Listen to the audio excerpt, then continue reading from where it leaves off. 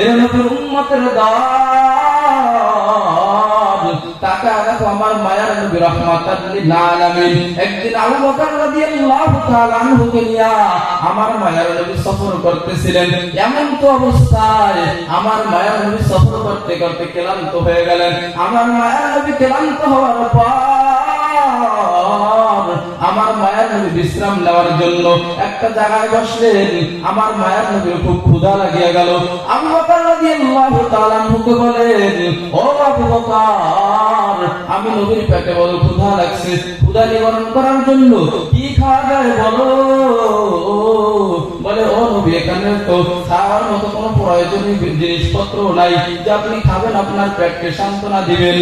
ও পয়গম্বর, ওই যে সামন দিকে তাকায় দেখতেছি বিশাল একটা বকরির পাল দেখা যায়, ওখান থেকে যদি কিছু দুধ সংগ্রহ করা যায়, ওগুলো খেয়ে যদি পেটকে সান্ত্বনা দেওয়া যায়। মায়ার নবীকে এই কথা বলার পর আল্লাহর নবী আবু বকরকে নিয়া ওই ছাগলের রাখালের কাছে যখন নিয়ে যায়, গিয়ে বলে, ও রাখাল ভাই, আমার পেটে বড় ক্ষুধা, ক্ষুধা নিবারণ করার জন্য আসছি, আমাকে একটু বকরির দুধ দাও। ওই রাখাল বলতেছে, না পয়গম্বর, আপনাকে আমি কিভাবে বকরির দুধ দেব? এগুলো তো মালিকের পক্ষ থেকে আমার কাছে আমানত, এগুলোর খেয়ানত করা যাবে না। আল্লাহর নবী মুহাম্মদুর রাসূলুল্লাহ সাল্লাল্লাহু আলাইহি ওয়াসাল্লাম এই কথা বলার পরে, ও রাখাল শুনো, তোমার কাছে কি এরকম কোন বকরি আছে যেই বকরি কোনদিন দুধ দেওয়া সম্ভব না, যেই বকরি দুধ দিতে পারবে না মৃত্যুর আগ পর্যন্ত?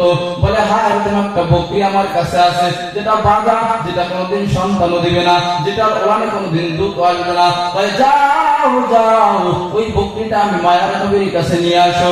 ওই রাখাল ওই বকরিটা মায়ার নবীর সামনে উপস্থিত করার পর রহমতের নবী আবু বকর রাদিয়াল্লাহু তাআলা আনহু বলতেছেন, আমি মায়ার নবীর দিকে তাকায়া দেখলাম, ওই যে বকরিটা যার ওলানে কোনদিন দুধ দেওয়া সম্ভব না, এই বকরিটা ওই ওলানের দিকে তাকায়, এই বকরিটার ওলানের দিকে মায়ার নবী তাকাইয়া কি যেন পড়তেছে, কি যেন পড়তেছে।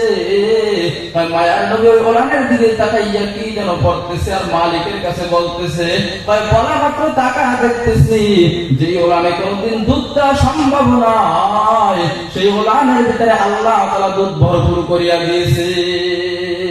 এই জন্য তাকা দেখো, মায়ার নবী গোটা উম্মতের জন্য রহমত, গোটা মাখলুকাতের জন্য কেমন রহমত। এর নবীর উম্মতের দল মায়ার নবী তারপরে ওই ছাগল ওই বকরি থেকে দুধ দহন করলেন, আমার মায়ার নবীও খাইলেন, আবু বকরকেও খাওয়াইলেন, তারপরে রাখালকেও খাওয়াইলেন। বলতেছে, ও রাখাল, তুমি পেট ভরে খাও। ও নবী খাইতেছে আর আমার দ্বারা সম্ভব না। সবাই খাওয়ার পর আবার আল্লাহ রাসূল সাল্লাল্লাহু আলাইহি ওয়াসাল্লাম ওই বকরিটাকে কাছে নিয়া আল্লাহর নবী যখন আবার ওই ওলানের দিকে তাকাইয়া কি যেন একটা দোয়া করলেন, ওই কি যেন মায়ার নবী পড়লেন, পড়ার সাথে সাথে তাকায় রাখতেছি ওই বকরির ওলান আগে যেরকম ছিল আবার পুরো আল্লাহ তাআলা সেরকম করিয়া দিয়েছেন। এই মুজিজা দেখিয়া ওই রাখাল বলতেছেন, আপনি তো কোনো সাধারণ মানুষ নয়, আপনার এই মুজিজা দেখে আমি অবাক হয়ে গেলাম, আপনি কে, আপনার পরিচয় দেন। আমার মায়ার নবী বলতেছেন, আমি হলাম আখির জামানার পয়গম্বর মুহাম্মদুর রাসূলুল্লাহ সাল্লাল্লাহু আলাইহি ওয়াসাল্লাম। ওই রাখাল বলে, ও পয়গম্বর, আপনাকে দেখে কোন সাধারণ মানুষ মনে হয় না, জলদি করে ও নবী গো, আপনার হাতে হাত রাখি আমি রাখালকে কালিমা পড়া মুসলমান বানায়া দেন। ওই রাখাল আল্লাহর নবীর হাতে কালিমা পড়ে মুসলমান হয়ে গেলেন। সাহাবায়ে কেরাম বলেন, ওই যে রাখাল, ওই সাহাবীর ওই রাখালের নাম হলো আব্দুল্লাহ ইবনে মাসউদ রাদিয়াল্লাহু তাআলা আনহু। মুফাসসির কেরামগণ বলেন, এই আব্দুল্লাহ ইবনে মাসউদ রাদিয়াল্লাহু তাআলা আনহুকে আল্লাহ তাআলা এত সুন্দর ঘটনাকৃতি দিয়ে বানাইছেন, তাই আব্দুল্লাহ ইবনে মাসউদের দিকে যদি তাকাইতাম মনে হইতে যেন আল্লাহর নবী আমাদের সামনে উপস্থিত হয়েছে। সাহাবায়ে কেরাম বলেন, আব্দুল্লাহ ইবনে মাসউদ রাদিয়াল্লাহু তাআলা আনহু যদি হাঁটিয়ে যাইতো আমরা পিছন দিকে তাকায় বুঝতাম এ তো আব্দুল্লাহ ইবনে মাসউদ নয়, মনে হয় মায়ার নবী এখান থেকে হাঁটিয়া যাইতেছে। তো আল্লাহর নবীর এই মুজিজা দেখিয়া আব্দুল্লাহ ইবনে মাসউদ রাদিয়াল্লাহু তাআলা মুসলমান হয়ে গেলেন। ও মুসলমান, আল্লাহর নবীর হাজার শত শত মুজিজা দেখিয়া অনেক বিদর্ভী পর্যন্ত কালেমা পড়ে মুসলমান হয়ে গেছে। কিন্তু আজকে বড় দুঃখ লাগে, আমরা মুসলমানের ঘরের সন্তান, অথচ আমরা নবীকে চিনি না। আমরা আজকে নবীর সুন্নাত তরিকায় চলি না, আমরা আজকে নবীকে গালি দেই, রাসূলের সুন্নাতের আদর্শ আজকে আমাদের পছন্দ হয় না। এর নবীর উম্মতের দাদ ওই দুনিয়ার জমিনে সাহাবায়ে কেরাম তো এমনি দামি হয় নাই। দামি হওয়ার পেছনে একমাত্র কারণ মায়ার নবীর ইত্তেবা করিয়াছে। মায়ার নবীর যথাযথ ইত্তেবা করার কারণে আল্লাহ তাআলা দুনিয়ার জমিনে 10 জন সাহাবীকে জান্নাতের সার্টিফিকেট দান করেছেন। ওই জান্নাতের সার্টিফিকেট প্রাপ্ত সাহাবী তারাও তো জাহান্নামের আগুনের ভয়ে কান্না করে, অথচ টাকা দেখো আজকে আমাদের অন্তরটা বড় গুনাহ আর গুনাহ। ওই গুনাহ নিয়েও তো কত হাসি ঠাট্টা করতেছি। আমাদের কলবের ভিতরে কোনো মালিকের ভয় নাই।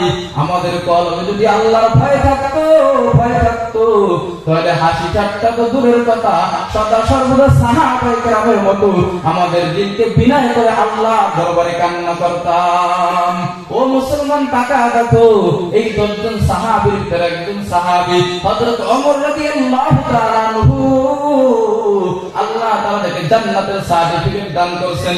যে ওমর ছিল একজন জাহান্নামের আসামি, অথচ টাকা দেখো আল্লাহ তাআলা হযরত ওমরকে জান্নাতের সার্টিফিকেট দান করেছেন।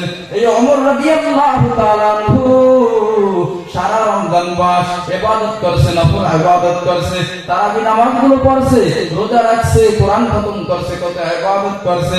কিন্তু ঈদের দিন যখন সবার সামনে এসে উপস্থিত হইল, সবাই আনন্দ করতেছে, কিন্তু হযরত ওমর রাদিয়াল্লাহু তাআলা আনহু একজন জান্নাতের সার্টিফিকেট প্রাপ্ত সাহাবী,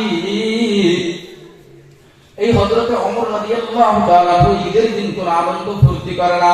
হয় হযরত ওমর রাদিয়াল্লাহু তাআলা আনহু ঈদের দিন সব সাহাবায়ে কেরাম মসজিদ থেকে বের হয়ে গেছে, সবাই আনন্দ ফুর্তি করতেছে, মানুষের সাথে আলিঙ্গন করতেছে। কিন্তু টাকা দেখি হযরত ওমর রাদিয়াল্লাহু তাআলা আনহু ঈদের দিন সবাই মসজিদ থেকে বের হয়ে গেছে, কিন্তু একজন জান্নাতের সার্টিফিকেট প্রাপ্ত সাহাবী হযরত ওমর রাদিয়াল্লাহু তাআলা হযরত ওমর রাদিয়াল্লাহু তাআলা আনহু মসজিদের দরজা তালাবদ্ধ করে একা একা মাওলার দরবারে কান্না করতেছে। আল্লাহর নবীর সাহাবী আবু বকর রাদিয়াল্লাহু তাআলা আনহু জিজ্ঞেস করলেন, ও ভাই ওমর, আজকে ঈদের দিন সবাই আনন্দ ফুর্তি করবে, তুমি কেন কান্না করতেছো বলো? হযরত ওমর রাদিয়াল্লাহু তাআলা আনহু বলে, আনন্দ করবে তো ওই ব্যক্তি যেই ব্যক্তির কোনো চিন্তা নাই, যেই ব্যক্তির সব আমলগুলো রমজান মাসের আল্লাহর দরবারে কবুল হয়ে গেছে। এর নবীর উম্মতের দাদ আমাদের সামনেও তো কিছুদিন আগে থেকে আমাদের সামনে থেকে রমজান বিদায় নিয়ে গেছে, কিন্তু সাহাবায়ে কেরামের সামনে থেকে যদি রমজান বিদায় নেওয়া যাইতো, ওই সাহাবায়ে কেরাম ওই রমজান মাসের জন্য বড় আফসোস করত। যেমনি ভাবে হযরত ওমর তাকে আবু বকর রাদিয়াল্লাহু তাআলা জিজ্ঞেস করলেন, ও ভাই ওমর, আজকে আনন্দ ফুর্তি করবা, কেন এবার তুমি কান্না করতেছো? বলে, ও ভাই আবু বকর, শুনো, আমি কিভাবে আনন্দ ফুর্তি করব? আমার আমল আল্লাহর দরবারে কবুল হয়েছে কিনা, আমি কোরআন তেলাওয়াত করছি, আল্লাহর দরবারে কবুল হয়েছে কিনা, আমি নফল নামাজ পড়ছি, আল্লাহর দরবারে কবুল হয়েছে কিনা, এই নিয়ে আমার বড় চিন্তা। এই জন্য আমি আনন্দ ফুর্তি করতে যাই না। আজকে ঈদের দিন আমি মসজিদের দরজা তালাবদ্ধ করে ওই মালিকের দরবারে কান্না করতেছি, যেন আল্লাহ তাআলা আমার সব আমলগুলোকে কবুল করিয়া নেয়। এই জন্য টাকা দেখো মুসলমান, সাহাবায়ে কেরাম রাদিয়াল্লাহু তাআলা আনহুম আজমাইন এত দামি হওয়ার একমাত্র কারণ আল্লাহ রাসূল সাল্লাল্লাহু আলাইহি ওয়াসাল্লামের ইত্তেবা পদে পদে অনুসরণ করেছেন, যার কারণে আল্লাহ তাআলা সাহাবায়ে কেরামদেরকে দুনিয়ার জমিনে জান্নাতের সার্টিফিকেট দান করেছেন। ও নবীর উম্মতের দল, যেই কথা বলতেছিলাম যে মায়ার নবী আমার গোটা জগৎবাসীর জন্য কেমন রহমত, আমার নবী একটা গাছের জন্য বড় রহমত, আমার নবী একটা হিংস্র প্রাণীর জন্য রহমত। নুজহাতুল মাজালিস নামক কিতাবের ভিতরে ঘটনা আসছে যে একটা পিপিলিকা মালিকের দরবারে কান্না করে আর বলো, মালিক আমি পিপিলিকা, আমি ক্ষুদ্র, আমার মন চায় আমি একটু নবীর রওজা দেখবো। ও আল্লাহ তুমি আমার নবীর রওজা দেখাইবানি। আল্লাহ তা পিপিলিকার কান্না কবুল করিয়া বলতেছে, ও আরবের কবুতর যাও যাও, ওই যে টাকা দেখো অমুক স্থানে অমুক গর্তের কিনারে একটা পিপিলিকা কান্না করতেছে, যাও যাও ওই পিপিলিকাকে তোমার পায়ের সাথে বাজাইয়া পুরো মক্কা মদিনার জমিন ঘুরাইয়া আমার মায়ার নবীর রওজা ঘুরা ঘুরা ঘুরা ঘুরা দেখা দাও। ওই পিপিলিকাকে সব কিছু দেখানোর পর মায়ার নবীর রওজা শরীফ দেখাইলো, আল্লাহর কাবা ঘর দেখাইলো, মক্কা মদিনা ঘুরাইলো। আবার আল্লাহর হুকুমে ওই কবুতর ওই পিপিলিকাকে পায়ের সাথে বাঁধাইয়া আবার তার গন্তব্য স্থানে পৌঁছা দিয়েছেন। এই জন্য আমরা যদি আল্লাহর দরবারে দোয়া করি, ও মালিক বড় গরিব বানাইছো, হজ করার মতো আমাদের সামর্থ্য নাই, ওমরা করার মতো সামর্থ্য নাই, ও আল্লাহ তুমি যদি কবুল করো, এই কবুলিয়তের দরজায় যদি আমার কথা পৌঁছা যায় তাহলে আর কেউ ফিরাইতে পারবে না। ও দয়ার মালিক আপনি আমাদেরকে হজ করার মতো তৌফিক দান করেন, আপনার ঘর বাইতুল্লাহ দেখার মতো তৌফিক দান করেন। ও মালিক আপনার নবীর রওজা দেখার মতো আপনি আমাদেরকে তৌফিক দান করেন। এই রকম ভাবে যদি দোয়া করি আল্লাহ তাআলা একদিন না একদিন আমাদের দোয়া কবুল করাইয়া আল্লাহর ঘর বাইতুল্লাহ না দেখায়